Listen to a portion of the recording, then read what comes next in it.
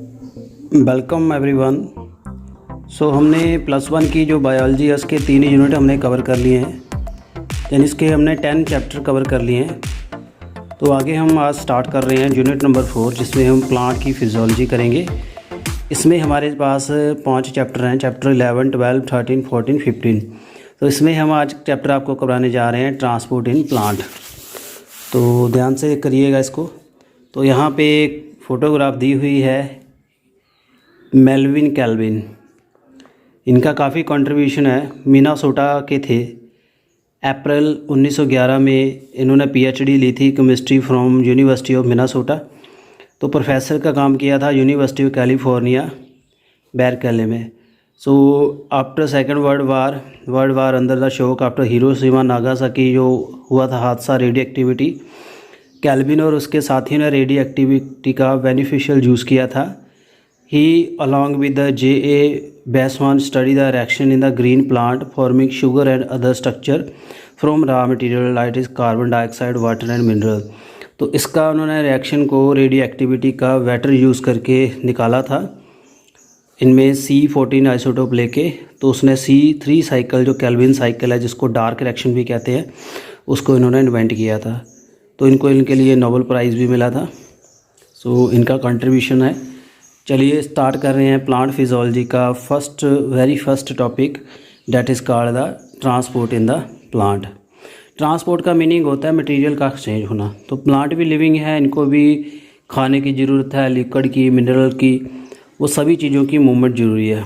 Movement across the short distance, जैसे cell के अंदर, across the membrane and from cell to cell within tissue has to take place. तो ये सभी तरह की मूवमेंट होती है। इनको अंडरस्टैंड करने के लिए जो प्लांट में कैसे होती हैं, one would to recollect the basic knowledge about the structure of cell and anatomy of plant body. आपको रिकॉल करना पड़ेगा प्लांट सेल का डायग्राम, उसकी सेल वॉल, सेल मेम्ब्रेन कैसी होती है और प्लांट के अलग अलग टिश्यू कैसे होते हैं। We also need to revisit our understanding of diffusion besides gaining the knowledge about chemical potential and ion. Diffusion भी पता होना चाहिए। The transport over long distance proceed through the vascular tissue आपको पता है, जाइलम फ्लोएम, तो उसको कहते हैं ट्रांसलोकेशन। तो ज़्यादा डिस्टेंस पे लेके जाता है, रूट को लीफ तक लेके जाना, रूट से मटेरियल को या लीफ से रूट तक लेके आना, लंबा जो डिस्टेंस होता है उसको ट्रांसलोकेशन कहते हैं। The important aspect need to consider the direction of transport in the rooted plant. Xylem transport in xylem that is water and mineral करता है, पता है। Essentially it is unidirectional from root to stem.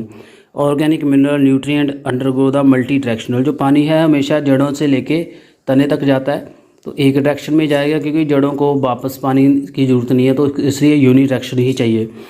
तो जो multi directional है, that should be the organic food, जो कि phloem की हेल्प से होते हैं। The compound synthesize in the photosynthesis में जो बनते हैं, तो लीफ में बनते हैं, एक्सपोर्ट करेंगे all part of plant including the storage organ. From the storage organ they are later re exported, फिर वहाँ से एक्सपोर्टेड हो जाएंगे। जैसे स्टोरेज ग्रैन्यूल होते हैं स्टार्च के, जैसे हमारी बॉडी में लीवर काम करता है स्टोरेज का। मिनरल न्यूट्रिएंट जो है taken up by root and transport upward into the stem. Mineral nutrient भी होता है। Leaf and growing region, when any plant part undergo senescence, senescence होता है बुढ़ापा आना, झड़ जाना। न्यूट्रिएंट में भी withdrawn from such region and move to the growing part. तो जो पुराना पार्ट होता है प्लांट का, जैसे पत्ते पीले पड़ जाते हैं, स्टेम सूख जाती है, उस जगह के न्यूट्रिएंट वहाँ से वापस आ जाते हैं, न्यूट्रिएंट का फ्लो रुक जाता है, और जो जंग पार्ट है, जो ग्रोइंग पार्ट है, उसकी ओर चला जाता है। हार्मोन और plant growth regulator other chemical जो हैं स्टिमुलेट करते हैं ट्रांसपोर्ट को, दो in very small amount, sometime strictly polarize और unidirectional manner from where they are synthesis to other part. तो इस वजह से ये जाते हैं। तो मुझे उम्मीद है ये ओवरव्यू आपने समझ लिया होगा। अब ट्रांसपोर्ट का मीनिंग क्या है, तो इसमें सबसे पहले किस वजह से ट्रांसपोर्ट होती है, साधन क्या है, मीन्स क्या है ट्रांसपोर्ट के, मीनिंग आपको क्लियर करवा दिया है। मीन्स क्या है, साधन क्या है। सबसे पहले है डिफ्यूज़न, जिसको विखंडन कहते हैं। ये पैसिव है, may be from one part to cell to other, और सेल के अंदर और शॉर्ट डिस्टेंस से इंटरसेलुलर स्पेस में या लीफ के आउटसाइड या inside. No energy take place here diffusion में मॉलिक्यूल रैंडम फैशन में चलते हैं, नेट रिजल्ट सब्सटेंस मूव करते हैं higher concentration to lower. This is the basis idea. So diffusion is obvious in the green and gases and liquid में भी होती है, but diffusion in solid rather than the solid is more likely. So diffusion is very important in plant. It is only mean to gaseous movement with in the plant body. तो plant में gases को लेके जाना material को short distance पे diffusion role play करती है। Diffusion rate affected by gradient concentration से इफेक्ट होता है, permeability of membrane, temperature and pressure. उसके बाद एक डिफ्यूज़न की टाइप है फैसिलिटेटेड डिफ्यूज़न। फैसिलिटेटेड में होता है कुछ हेल्प होना। So the diffusion of any substance across membrane depend on the solubility of lipid. Cell membrane के हैं, majority of constituent of membrane, substances soluble in lipid diffuse through membrane faster, substances that are hydrophilic motility find difficulty to pass through membrane। क्योंकि पानी जो है repel करती हैं lipid इसको, इसलिए जो फैट में soluble है आराम से चले जाते हैं। So their movement has to be facilitated. जो पानी रिपेल होता है, जो हाइड्रोफिलिक रिपेल होंगे फैट से, फास्फोलिपिड लेयर से, उनको किसी तरीके से जाना होगा। सो मेम्ब्रेन में कई तरह के प्रोटीन्स होते हैं इन मॉलिक्यूल को ले जाने के लिए। They do not set up concentration gradient. इसमें कंसनट्रेशन ग्रेडियंट की जरूरत नहीं है, नो हायर टू लोअर के लिए, तो इसलिए इसको फैसिलिटेटेड डिफ्यूज़न का नाम देते हैं। In the facilitated diffusion special proteins जो हैं सब्सटेंस मेम्ब्रेन में होते हैं, जो एनर्जी के थ्रू ही खोलते हैं चैनल, उसको चैनल कहते हैं, सेल चैनल, मेम्ब्रेन चैनल। जो फैसिलिटेटेड डिफ्यूज़न है cannot cause net transport of molecule from low to higher concentration. तो ये नेट नहीं कर सकता। This would require input of energy, इसमें एनर्जी भी चाहिए। सो अपनी मर्जी से नहीं जा सकता क्योंकि हमने अगेंस्ट कंसंट्रेशन चलना है, तो इसलिए हमें एनर्जी की ज़रूरत पड़ेगी। ट्रांसपोर्ट रेंज मैक्सिमम हो जाता है when all of the protein transporter are being use saturation. So जब सारा मटेरियल ट्रांसपोर्टर का यूज़ हो जाएगा फिर ये सैचुरेटेड हो जाता है। सो जो फैसिलिटेटेड डिफ्यूज़न है ये वेरी स्पेसिफिक है, कुछ ही सब्सटेंस के लिए ये एप्लीकेबल है। It is sensitive to inhibitor के ऐसे प्रोटीन होते हैं जो चैनल को ब्लॉक कर देते हैं। The protein form channel in the membrane for the molecule to pass through the membrane. Some channel are always open, कई ओपन रहते हैं हमेशा, कई कंट्रोल्ड रहते हैं। Some are large allowing variety of molecule to cross the porin. Porin कहते हैं channel है। Protein and that from the huge pore outer membrane of the plastid mitochondria some bacteria. बड़े बड़े पोर बन जाते हैं इससे, तो बड़े मॉलिक्यूल जो है इससे चले जाते हैं। जहाँ डायग्राम है इसमें आपको extra cellular molecule bond to the transport protein that rotate and release the molecule inside the cell. तो water channel made up of the 8 different type of aquaporin. Aquaporin होते हैं जो पानी को लेके जाते हैं पोर्स। सो यहाँ देख सकते हो डायग्राम की बात कर रहा है। ये मेम्ब्रेन है, फास्फोलिपिड वाई लेयर बनी हुई है, जहाँ आउटर सेल के एरिया है, आउटर मेम्ब्रेन है, ये मटेरियल जहाँ से जाएगा तो इसके रिसेप्टर्स हैं, इसको कैच करके अंदर लेके जा रहे हैं, छोड़ के आ रहे हैं, फिर अपने आप को खाली कर रहे हैं। आउटर साइड ये ट्रांसपोर्टेड मॉलिक्यूल है। This is a facilitated diffusion. और जिस फैसिलिटेटेड डिफ्यूज़न में 3 चीज़ें बताई हैं। जब एक ही चीज़ ट्रांसपोर्ट होती है एक्सट्रैक्शन में, that is the uniport. Carrier protein है जो एक चीज़ लेके जाती है। एंटीपोर्ट है, अंदर भी लेके जाएगी, बाहर भी लेके जाएगी, इन एंड आउट, इसको कहेंगे एंटीपोर्ट। सिम्पोर्ट होता है 2 मॉलिक्यूल जाएंगे सेम डायरेक्शन में, दैट इज़ द सिम्पोर्ट। सो 3 तरह का जो चलता है जहाँ पे, सिम्पोर्ट, एंटीपोर्ट एंड यूनिपोर्ट। सो जो कैरियर प्रोटीन्स होते हैं अलो the diffusion only if the 2 type of molecule move together. Symport में बोथ मॉलिक्यूल क्रॉस करेंगे सेम डायरेक्शन, एंटीपोर्ट में 2 करेंगे एक दूसरे के ऑपोजिट। यूनिपोर्ट में क्या करेगा, that is the molecule move across membrane independent of molecule. Molecule जो है इंडिपेंडेंट ही मूव करेंगे मेम्ब्रेन की, दैट इज़ द यूनिपोर्ट। उसके बाद आता है एक्टिवेटेड ट्रांसपोर्ट। जो एक्टिव ट्रांसपोर्ट है it use energy to pump the molecule against the concentration. Active transport is carried out by membrane protein, hence the different protein in the membrane play major role in both active and passive. So pump are protein that use energy to carry substance across the cell membrane. These pump can transport substance from low concentration to higher concentration, that is the uphill transport। जैसे हमने पहाड़ चढ़ना है तो पहाड़ के ऊपर जाने के लिए आपको ज़्यादा एनर्जी लगानी पड़ेगी। सो अगेंस्ट द कंसंट्रेशन है, जैसे पहाड़ के ऊपर पानी चढ़ना है तो that is the against concentration, इसको अप हिल कहते हैं। अगर हायर टू लोअर नीचे आ गया that is the downhill. The transport rate reaches maximum when all the protein transported are being use and are saturated. जब सभी protein channel काम कर रहे हैं, ट्रांसपोर्ट करवा रहे हैं, तभी मैक्सिमम होगा, सैचुरेटेड होगा। Like enzyme the carrier protein is very specific in what the cross the membrane, these protein sensitive to inhibitor that tract with the protein side chain. तो ये इनहिबिटर से भी अफेक्टेड होते हैं। सो this is about the active transport. तो मुझे उम्मीद है आपको ये क्लियर हो गया होगा। उसके बाद आता है कंपैरिजन करना डिफ्यूज़न का। तो इसमें 3 तरह का कंपैरिजन है, simple diffusion, facilitated and active transport. Require special membrane protein, simple में नहीं है, उस दोनों में जैसे ऐसा आएगा। हाईली सेलेक्टिव, नो, दोनों सेलेक्टिव है। ट्रांसपोर्ट सैचुरेट, दोनों में होता है, सैचुरेशन हो जाती है। अपहिल ट्रांसपोर्ट सिर्फ एक्टिव में होगा। एटीपी सिर्फ एक्टिव को चाहिए। सो ये 3 तरह का कंपैरिजन है। उसके बाद है प्लांट वाटर रिलेशनशिप, जहाँ से ये जो मेन प्रोसेस स्टार्ट होता है।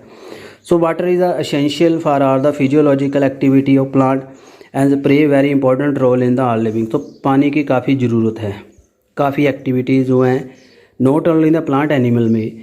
सो हम प्लांट की बात कर रहे हैं तो it provide medium most of the substance to dissolve, काफ़ी अपने सब्सटेंस को डिजोल्व कर लेता है, क्योंकि वाटर को इसलिए यूनिवर्सल सॉल्वेंट का भी नाम देते हैं। प्रोटोप्लाज्म जो सेल का है nothing with water in the different molecule dissolve. पानी के अंदर जो लिक्विड है प्रोटोप्लाज्म वो पानी ही है, उसके अंदर और मॉलिक्यूल भी डिजोल्व हैं या सस्पेंडेड हैं। ये वाटरमेलन की बात करें, इसमें 92% वाटर है। मोस्ट हर्बेशियस प्लांट में 10 से 15% fresh weight as dry matter. Of course the distribution of the water with in the plant vary. Body part have relatively little water while the soft part contain numerous water. So इस sheet जो है may appear dry but still has water, otherwise it will not alive और respire. तो पानी जो है इसकी काफ़ी ज़रूरत है। टेरेस्ट्रियल प्लांट जो हैं, जो ज़मीन पे रहते हैं, वो काफ़ी पानी की ज़रूरत होती है डेली के लिए। इनमें काफ़ी इवेपोरेट हो जाता है स्टोमेटा से, that is a transpiration. So mature corn plant जो है, मक्की का है, absorb almost 3 litre of water in day, while the mustard plant absorb equal to its own weight, that is about 5 hours. Because of this high demand of water, it is not surprising that water is often the limiting factor for the growth of plant and productivity in both agriculture and natural environment. तो पानी एक limiting factor की तरह ही काम करता है। तो इसलिए जो फसलें उगाते हैं उसको सिंचाई की ज़रूरत होती है, इरीगेशन की। जितना पानी मिलेगा फसल को उतना वो ग्रो करेगी, उतना उसका मटेरियल ट्रांसलोकेट होगा। तो इसलिए पानी जो है it is very important thing for the plants. उसके बाद दोस्तों बात आती है वाटर पोटेंशियल की। जो वाटर पोटेंशियल है ये क्या है? The comprehend plant water relationship जब हम अंडरस्टैंड करते हैं तो उसमें आपको वाटर पोटेंशियल टर्म जो है उसको अंडरस्टैंड करना ज़रूरी है। It is a fundamental to understanding the water movement. Solute potential psi S, pressure potential psi P, 2 component हैं वाटर पोटेंशियल के। So water molecule possesses the kinetic energy, पानी की अपनी एनर्जी होती है, मॉलिक्यूल मूव करते हैं। Liquid and gases form, they are in the random motion, that is in both rapid and constant. Greater the concentration of water in the system, greater will the kinetic energy of water potential. तो water potential energy होती है पानी की, pure water की, और ये जब कुछ डिजोल्व कर लेता है कम हो जाती है। Hence it is obvious that the pure water will have greatest water potential. If two systems containing the water in contact, rather random molecule जो हैं मूव करेंगे, और water molecule will result in movement of water molecule from system with higher concentration to one to lower. तो पानी के according ही move करेंगे, जिसमें पानी ज़्यादा होगा वहाँ मॉलिक्यूल मूव करने शुरू कर देंगे सल्यूट के, hypertonic hypotonic. So the water will move from the system containing water at higher potential to one having the lower. This process of movement of the substance down gradient of the free energy is called diffusion. So water potential जो है it is Greek symbol psi से show करते हैं। It is pressure unit as pascal. By convention जो है pure water standard condition में जो है ये 0 रखते हैं, वाटर पोटेंशियल 0 होता है। If the solute is dissolve in pure water, the solute has a fewer free water and concentration of water decrease. जब डिजॉल्व हो जाएगा reducing its water potential. So solute की वजह से पानी का पोटेंशियल कम होता है। Hence all the solution have lower water potential than the pure. सभी में वाटर पोटेंशियल प्योर वाटर से कम ही होता है। So the magnitude of this lowering of the dissolution of the solute is called solute potential. जो solute कर देते हैं it is always negative. More the solute molecule lower the water potential. So for the solution atmospheric जो pressure है that is water potential solute potential के बराबर है। If the pressure greater than the atmospheric pressure, जब atmospheric pressure के ज़्यादा हो जाए उस टाइम है जब बराबर है। It is applied the to pure water solution its water potential increases. So it is equivalent pumping the water from one place to another. You can think any system in your body where the pressure is built up. Pressure build up in a plant system when water enter a plant cell due to diffusion causing the pressure build up against the cell wall. This make it the turgid फूल जाता है। सो atmospheric pressure जो है ये भी role play करता है, ये water potential के अकॉर्डिंग चलता है। अगर एटमॉस्फेरिक प्रेशर कम होगा ज़्यादा होगा इफेक्ट होगा, अगर बराबर होगा तो ये दोनों पोटेंशियल बराबर हो जाते हैं। अगर प्रेशर जो है ज़्यादा है तो ये पानी जाएगा, यानी वाटर पोटेंशियल ज़्यादा होगा एटमॉस्फेरिक से तो पानी ऑटोमेटिकली ऊपर फ्लो करेगा। सो जो प्रेशर लगता है वाटर पोटेंशियल मूव करता है सेल वॉल से तो सेल को वो फुला देता है, टर्गर रखता है, इसको टर्गर प्रेशर कहते हैं। तो इसमें क्या होता है, this increase the pressure potential. जो प्रेशर पोटेंशियल है, जो वॉल को प्रेशर लगता है, ये वाटर पोटेंशियल का ही एक कंपोनेंट है, इसको प्रेशर पोटेंशियल कहते हैं। इट इज़ अ पॉजिटिव दो in the plant, negative potential और tension in the water column.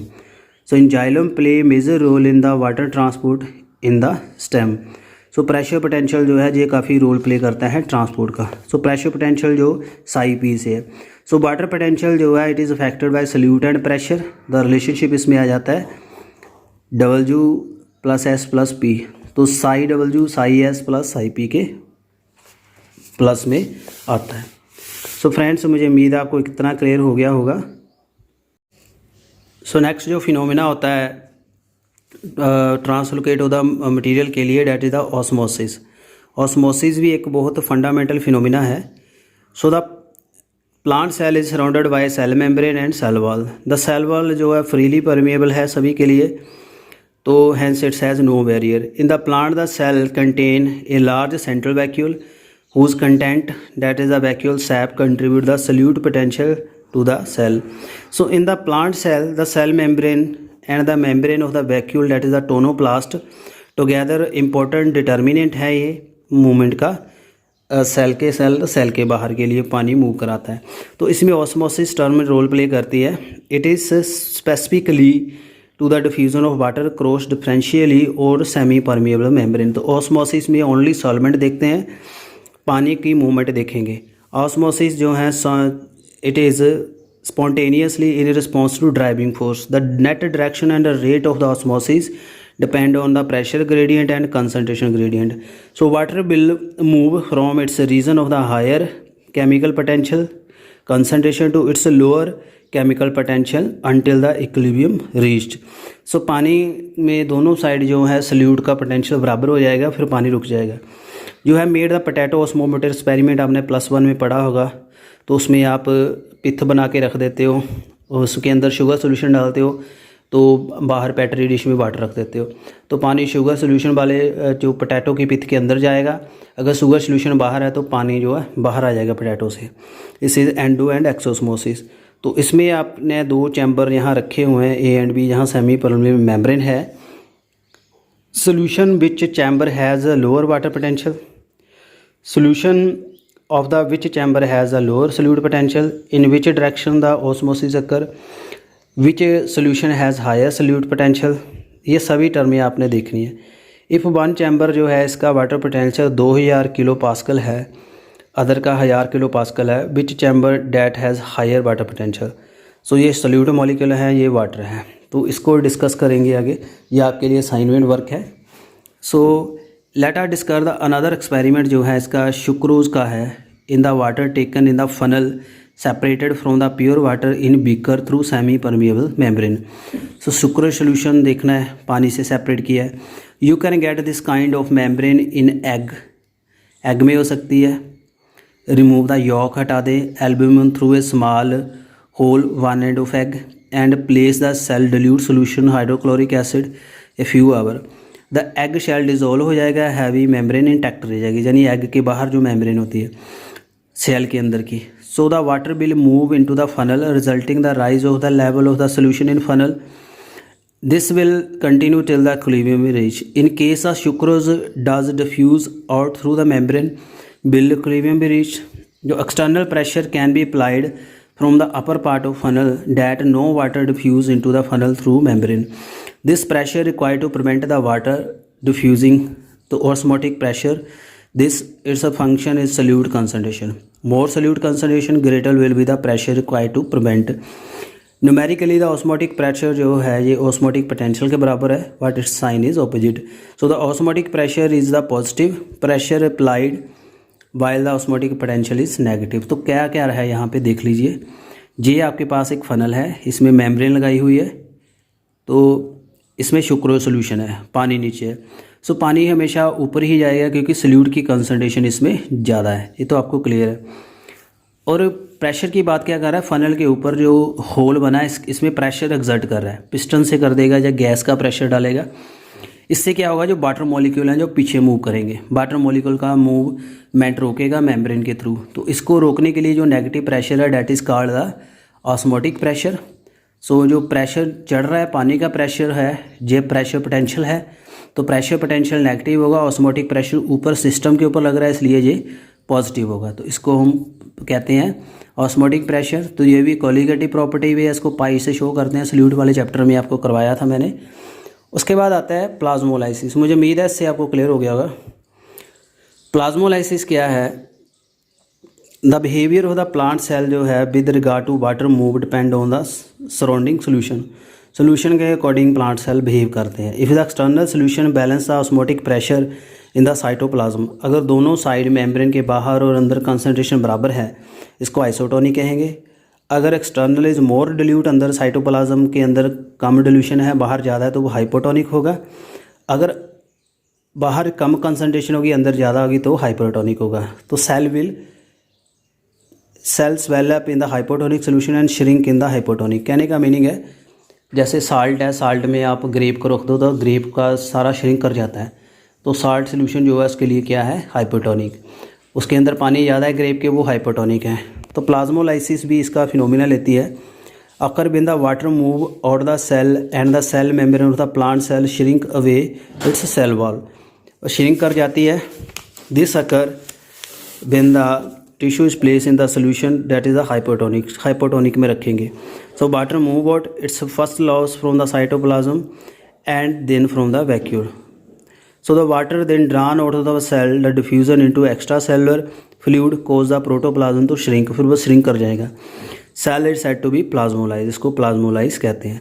The movement of the water occur across the membrane, moving from area of the higher water potential to an area of the lower. What happens space between the cell wall and the shrunken protoplast in the plasmolized cell? तो इसमें होता क्या है, what occupies the space between? So the cell when the cell जो tissue है is place in isotonic में रखा है, इसमें कोई मूवमेंट नहीं होगी। If the external solution balance osmotic pressure is said to be isotonic. When the flow water flow into the cell and out of the cell the equilibrium is attain, it is called flaccid. जब पानी बाहर चला जाएगा उसको flaccid कहेंगे। So the process of plasmolysis usually reversible होती है। अगर आप उसको हाइपोटोनिक में रख देंगे सेल को जो श्रिंक हुआ है, तो उसकी प्लाज्मोलाइसिस रिवर्स हो जाती है, इसको कहते हैं डी प्लाज्मोलाइसिस। तो इसमें प्रेशर अगेंस्ट देना पड़ता है, that is called the turgor pressure. तो टर्गर प्रेशर लगेगा वाल के अगेंस्ट, इससे वो फूल जाएगा। सो ये आप देख सकते हो प्लाज्मोलाइज सेल है, उसके बाद दोबारा इसको पानी में रख दिया, डी प्लाज्मोलाइज हो गया, ये टर्गर हो जाएगा। तो जो पानी है अंदर प्रेशर पोटेंशियल से ये टर्गर प्रेशर अटेन हो जाएगा। उसके बाद है imbibition, special kind of diffusion है। वाटर जो अब्जॉर्व हो जाता है सॉलिड कोलाइडल फॉर्म में, causing inversely increase in volume. तो उसमें सोल्यूशन नहीं बनेगा, चिपक जाते हैं मॉलिक्यूल, उसको इम्बाइबिशन कहते हैं। इसकी क्लासिकल एग्जांपल क्या है, जैसे वाटर है अब्जॉर्ब होता है शीट के थ्रू ड्राई वुड का, pressure that is produced by swelling of the wood and has been used in the prehistoric time to split the rock and boulder।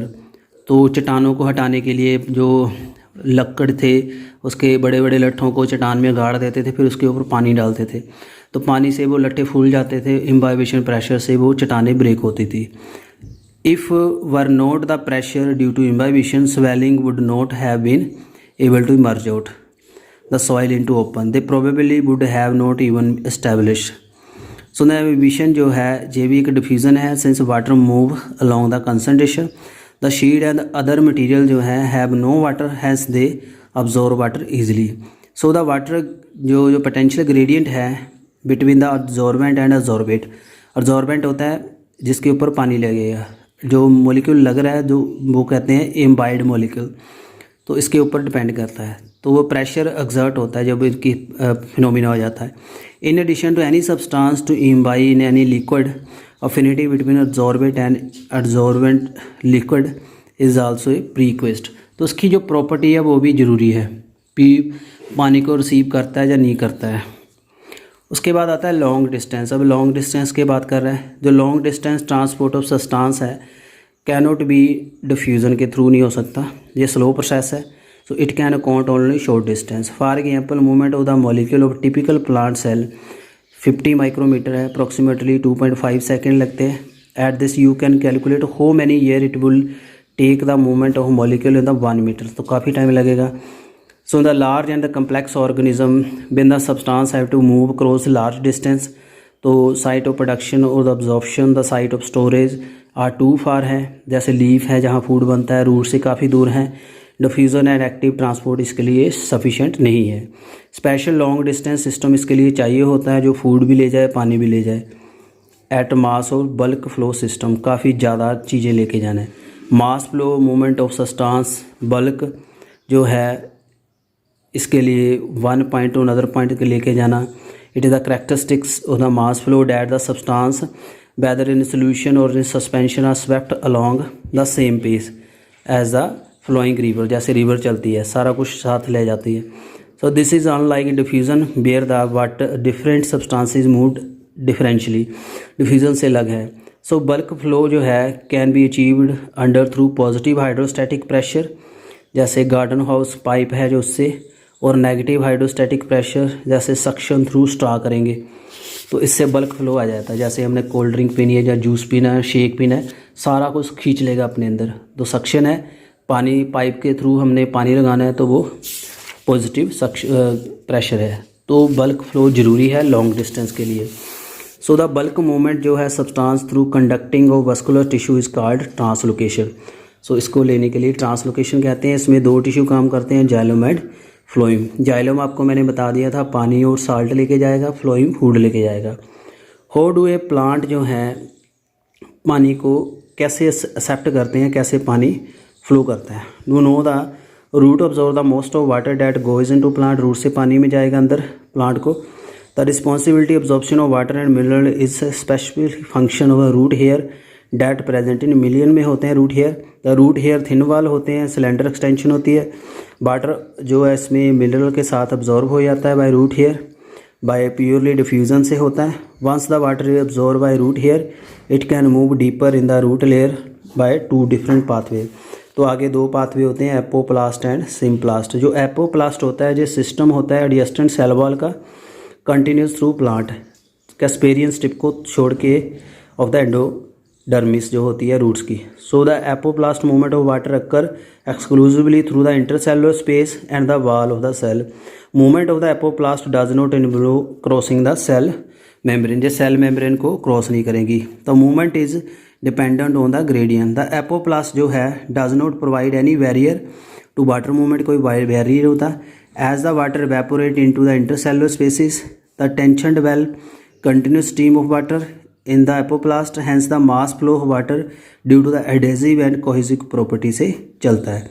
Symplast क्या है, इसमें जो इंटरकनेक्टेड जो प्रोटोप्लास्ट से चलेगा, सेल मेम्ब्रेन से cell wall से चलेगा by special connection plasmodesmata.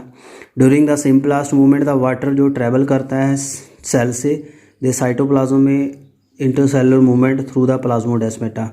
So the water has to enter the cell through the membrane. Hence the movement is relatively slower. इसमें slow होती है. तो movement is again down a potential gradient.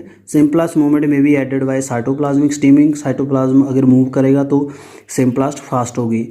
You can observe the cytoplasmic steaming in hydrilla leaf में हो जाती है. Movement of chloroplast due to steaming is easily visible. So the most of the water flow in the root occur by the apoplast since the cortical cell जो हैं loosely packed होते हैं. Hence offer no resistance to water. However the inner boundary अगर देखें तो उसमें endodermis आ जाती है. It is impervious to water because band इसमें बने होते हैं कैस्पेरियन स्टिप के. So water move जो molecule है unable to penetrate the layer, so they are directed to ball region where they are not suberized into the cell proper through the membrane. So the water then move through the simplest and again cross the membrane to reach the xylem. The movement of water through root layer ultimately जो है simplest है in endodermis. So it is only way the water and the solute can enter the vascular cylinder. तो इससे ही vascular tissue तक material जाता है. Once inside the xylem water again free to move हो जाता है. move करना young root and water enter directly into xylem vessel tracheid. These are the non living जो पार्ट होते हैं तो एपोप्लास्ट के ही कंपोनेंट हैं. The path water mineral ion जो है वस्कुलर सिस्टम से जाते हैं. सो द सम प्लांट जो है इसमें एडिशनल स्ट्रक्चर होते हैं विद द हेल्प वाटर में कराते हैं. करवाने के लिए जो माइकोराइजा है सिम्बायोटिक एसोसिएशन है फंगस की रूट के साथ.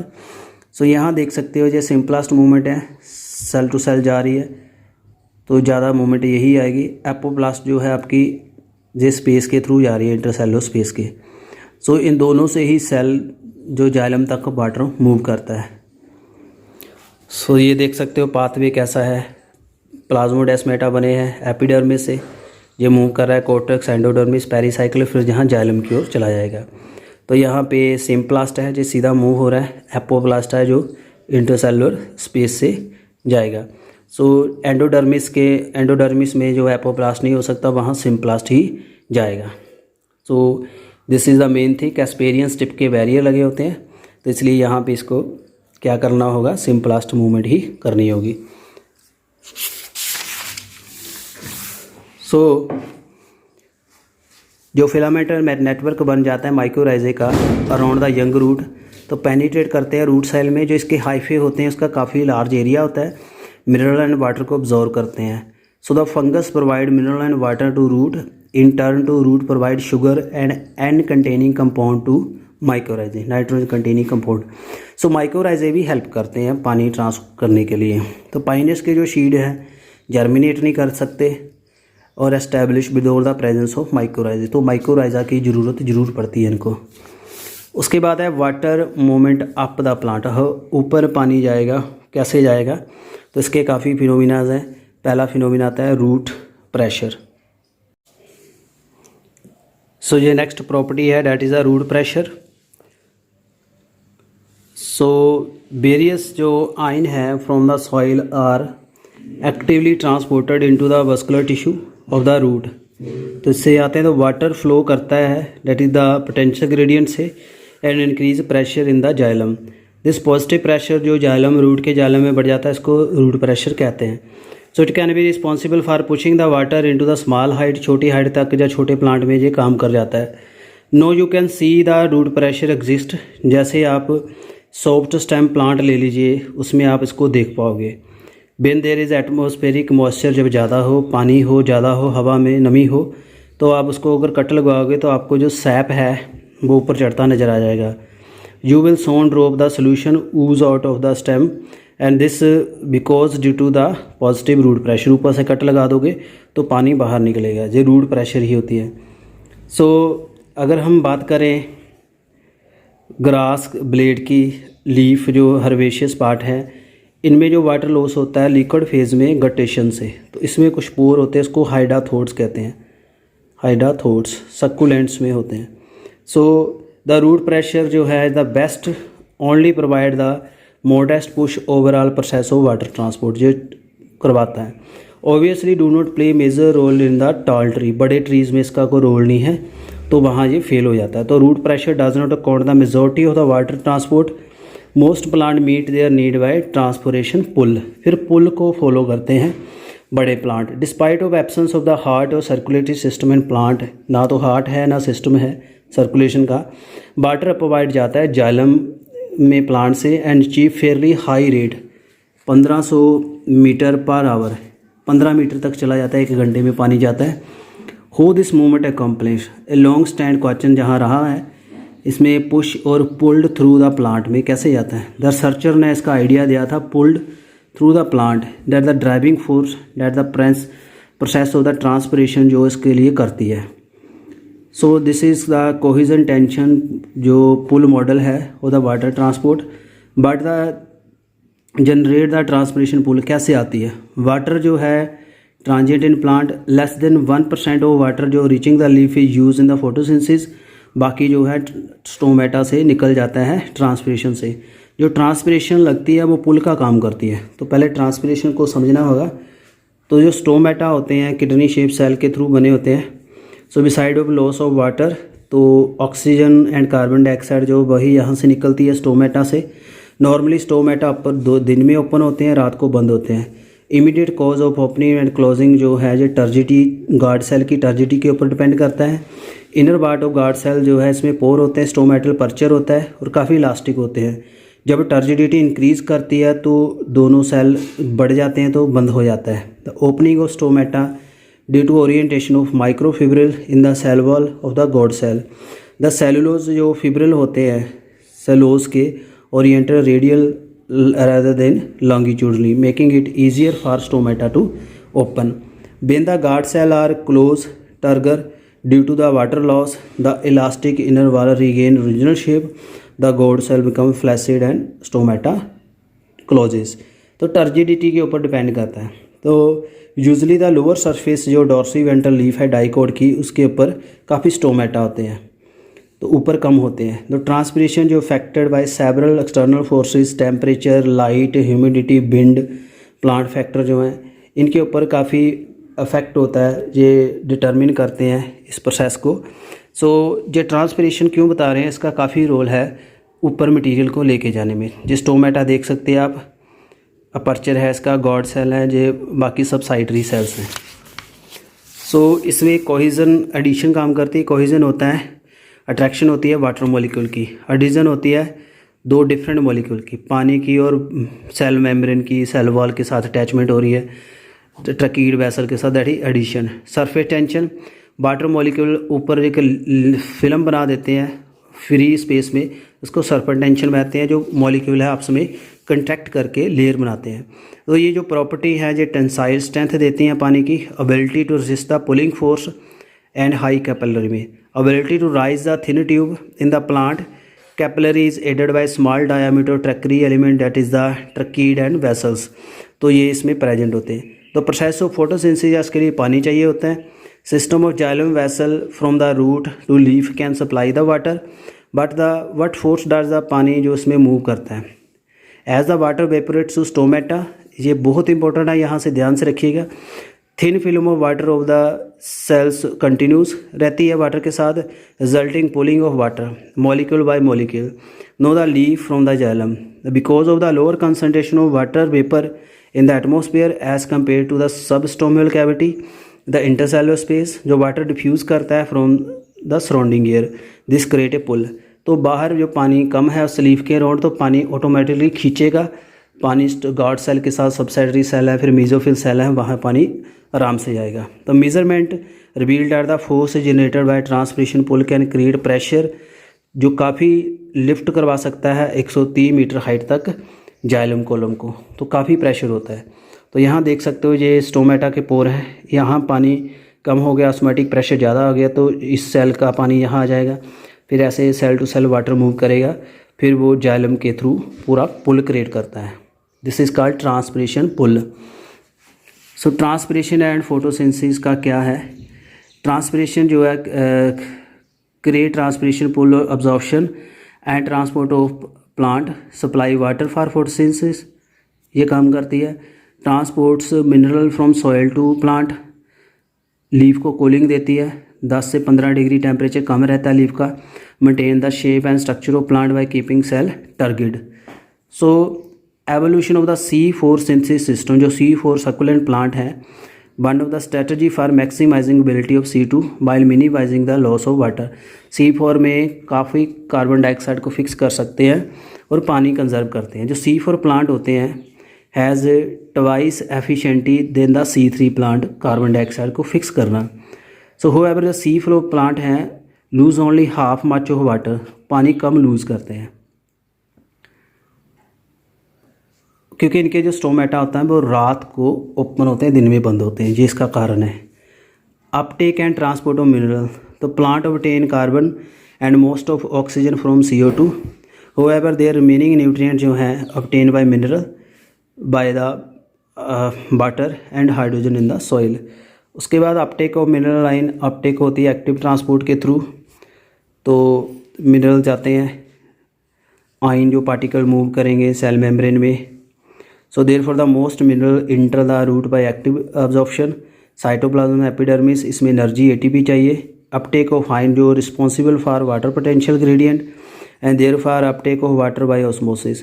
सम ion also move into the epidermal cell passively. Ion are observe from the soil via both active and passive transport. Specific protein होते हैं जो इसको लेके जाते हैं, पंप होते हैं आइन के pump. Like the cell the endodermal जो सेल हैं have many transported protein, plasma membrane के इसके होते हैं, तो they let some solute cross the membrane but not other. Transport जो प्रोटीन होते हैं एंडोडर्मल सेल के are control point bear a plant adjust quantity and type of the solute to reach the xylem. तो इसमें पता चल जाता है कौन सा मिनरल जाइलम को लेके जाना है या नहीं चाहिए। उसके बाद है ट्रांसलोकेशन ऑफ द मिनरल आइन। आफ्टर आइन आर रीच टू जाइलम, फिर वे ऊपर चले जाते हैं। फर्दर ट्रांसपोर्ट जो है आल पार तक चला जाता है वह ट्रांसपिरेशन सिस्टम से। चीफ जो इसका सिंक है मिनरल का growing region of plant such as the apical and lateral meristem, developing flower, fruit and seed, वहाँ जाके इकट्ठे हो जाते हैं। Unloading of mineral ion occur at the fine vein ending through the diffusion and uptake of the mineral. So mineral ion जो frequently remobilize होते हैं particularly from the older senescing part से बाहर आ जाते हैं मिनरल, फिर जंग पार्ट में जाएंगे। older dying leaf export much of their mineral content to the jungle. Similarly before the leaf fall deciduous plant के जब लीफ गिरते हैं मिनरल रिमूव उस वहाँ से मिनरल रिमूव हो जाते हैं। Element most relatively mobilize are phosphorus, sulphur, nitrogen, जो वहाँ से जल्दी आ जाते हैं। Some element are structure component calcium are not remobilize, वो लीफ के साथ ही जड़ जाते हैं। उसके बाद है phloem transport, flow from the source to sink. अब फ्लोएम से फूड कैसे ट्रांसपोर्ट होगा इसको हम आगे करेंगे। मुझे उम्मीद है आपने इतना क्लियरली समझ लिया है। So we were discussing about the phloem transport, और ये काफ़ी इंपॉर्टेंट टॉपिक है, आगे इसको डिटेल में समझिएगा। तो फूड जो है यहाँ सुक्रोज है, ट्रांसपोर्टेड होता है वह muscular tissue phloem from the source to sink. Source sink क्या है इसको अंडरस्टैंड करना ज़रूरी है। यूजुअली जो सोर्स है जो जहाँ फूड सिंथेसिस होता है वो है लीफ, एंड द सिंक है part that is need to store, जहाँ फूड स्टोर हो जाता है उसको सिंक कहते हैं, जहाँ बनता है वो सोर्स है। But the source and sink जो है रिवर्स हो जाते हैं, सीजन के ऊपर और प्लांट की नीड के ऊपर डिपेंड करता है। शुगर स्टोर होती है रूट में, can be mobilise to become source of food in early spring when the bud of the tree act as sink. तो बड सिंक का काम करती है। They need energy for growth and development of the photosynthetic apparatus. Since the source and sink relationship variable हैं तो इसमें flowing की जो डायरेक्शन है that is bidirectional. Flow जो होता है फ्लोइंग का डाई डायरेक्शनल होता है, जाइलम का यूनी डायरेक्शनल होता है। Hence unlike one way flow of water transportation, तो फूड जो है इसमें रिक्वायर्ड है direction long and the source of sucrose and sink able to use. तो फ्लोइम जो है सैप है मेनली वाटर होता है, सुक्रोज होता है, but other sugar hormone and amino acid are transported और translocated through the phloem. So ये सारी चीज़ें इसमें आती हैं। सो अब कैसे चलता है यहाँ पे प्रेशर फ्लो और द मास फ्लो हाइपोथेसिस है, ये इसका मैकेनिज़्म है। तो इसमें जो सिंक है that is the pressure flow hypothesis का काम कर रहा है। As the glucose is prepared at the source, photosynthesis में बन रहा है, तो उसके बाद वो सुक्रोज में कन्वर्ट हो जाता है, that is disaccharide. Sugar is then moved in the form of sucrose in companion cell, phloem के आ जाएंगे। फ्लोएम पेरेन्काइमा से कंपेनियन में आ जाएगा। Then into the living sieve tube by active transport. This process of loading of the source produce the hypotonic condition in phloem में hypotonic आ जाएगा। फिर water from the adjacent xylem जो है फ्लोएम में आ जाएगा बाय ऑस्मोसिस। उसके बाद ऑस्मोटिक प्रेशर बन जाता है, फ्लोएम सैप जो है मूव करता है टू द लोअर एरिया, फिर उसमें पानी आ जाता है ज़्यादा, फिर डाउनवर्ड मूव होना शुरू हो जाता है। एट द सिंक जो ऑस्मोटिक प्रेशर है रिड्यूस होना चाहिए। Again the active transport is necessary to move the sucrose out of the phloem sap into the cell which will use the sugar converting into energy, starch or cellulose. As the sugar is removed from the osmotic, pressure decreases and water move out of the phloem. तो इसमें pressure gradient कम या ज़्यादा करना जरूरी है। तो इसको summarise कैसे करेंगे? Movement of the sugar in the phloem begin at the source where the sugar are loaded actively into the sieve tube. Loading of phloem set up the water potential and facilitate the movement of the mass in the phloem. जो phloem tissue है it is composed of the sieve tube which form a long column hole with their end wall sieve plate. The cytoplasmic strand pass through the hole in the sieve plate so forming the continuous filament. continuous बना लेते हैं। Hydrostatic जो pressure phloem सीव में बन जाता है उससे जो फ्लो है इंक्रीज हो जाता है एंड सैप मूव करता है through the phloem. Meanwhile at the sink में जो शुगर है एक्टिवली ट्रांसपोर्टेड हो जाती है out of the phloem and remove. तो यहाँ आप इसको देख सकते हो समझने के लिए। यह है रूट जो sugar leaf sieve tube for metabolism and storage water follow by osmosis, जहाँ शुगर है। आगे फ्लोएम है, यहाँ लोडिंग होगी, शुगर इंटर कर दिया सीव ट्यूब से, फ्लो बाय द ऑस्मोसिस, यहाँ से जो शुगर बनी है सीव ट्यूब में आ रही है। हाई टर्गर प्रेशर है, जहाँ जो टिप ऑफ स्टेम है, शुगर लीफ सीव ट्यूब है, वाटर लो बाय ऑस्मोसिस, ये यहाँ सिंक का काम कर रहा है, यहाँ स्टोर हुआ है। दो sugar solution flow to the region of the low turgor pressure. तो टर्गर प्रेशर जहाँ कम होगा वहाँ शुगर सोल्यूशन मूव करेगा।